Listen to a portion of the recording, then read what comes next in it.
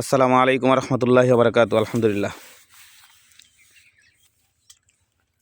আপনারা অন স্ক্রিনে একটা পেয়ারা বাগান দেখছেন। আজকে ডোকা কাটতে আসলাম এই বাগানে। এটা 12 মাসি থাই 5 জাতের পেয়ারা। আশা করি এরকম জাত যদি কারো কপালে জোটে কেউ ঠকবে না, কৃষক তো অন্তত মার খাবে না। এই দেখেন আমাদের মিস্ত্রি আছে এই পাশে, ডোকাগুলো কেটে নিয়েছে। আজকে দুইজন নিয়ে আসছি, এই পাশে একজন আছে, দুইজনই আমাদের ইয়ার কলিগ।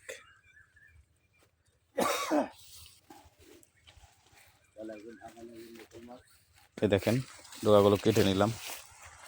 আসলে দেখিয়ে বলা একই কথা প্রতিদিন বলতে হয় ভিডিওতে, তো দেখাই আমরা আসলে কোন গাছের পেয়ারাগুলো কাটি। এই গাছের ডোকাগুলো কেটে নিই। এই দেখুন সাদা 5, এটা সাদা 5। এই দেখেন এটাকে সাদা 5 বলা হয়। হ্যাঁ, মানে যেদিকেই ক্যামেরা দিব সেদিকেই মনে করেন পিপি আর পিপি। পিপি ছাড়া গাছে কিছুই দেখা যাচ্ছে না। গাছের বয়স কিন্তু মাত্র 2 বছর, মোটামুটি 1.5 বিঘে মতো গাছটা। প্রতিটা গাছে ডালের মধ্যেই আপনার এখন রেণু আছে ভরপুর। আসলে এই গাছের বৈশিষ্ট্য হয়েছে গাছের নিচেই কিন্তু প্রচুর পরিমাণ পেয়ারা হয়। এই দেখেন নিচে দেখেন, এই দেখেন অবস্থা। উপরে কিন্তু কোনো পিপি নেই, খুব কম, অল্প কিছু, কিন্তু নিচেই আছে। ঠিক আছে, তা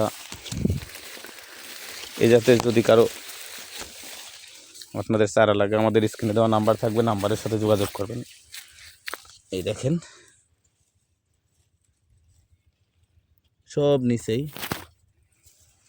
দেখেছেন, শুধু পিপি আর পিপি।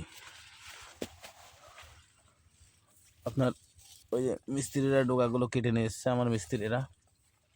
এই দেখেন, অনেকে বলে আপনার কোন জাতের পেয়ারা লাগাবো তাই ভেবে চিনতে পারেন। আপনারা নিঃসন্দেহে থাই 5 জাতের 12 মাসি সাদা 5টা লাগাতে পারেন। অনেক মানুষ অনেক কথাই বলবে, আমার কাছে সেরা জাত থাই 5 জাত। মিশরি আছে, ধরন ভালো কিন্তু ছোট, সাইজ ছোট। গোল্ডেন 8টা অবশ্য চুয়াডাঙ্গা যশোরের মাটিতে হচ্ছে না, খুব কম, উত্তরবঙ্গে হচ্ছে।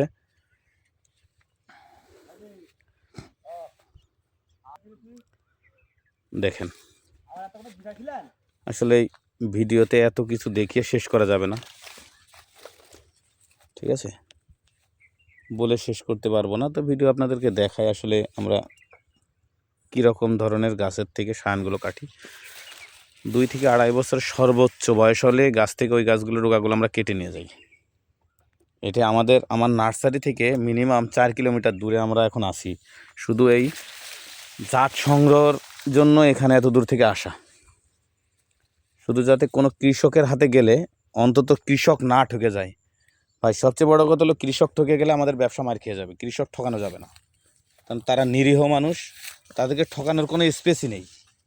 দেখেছেন, দেখেন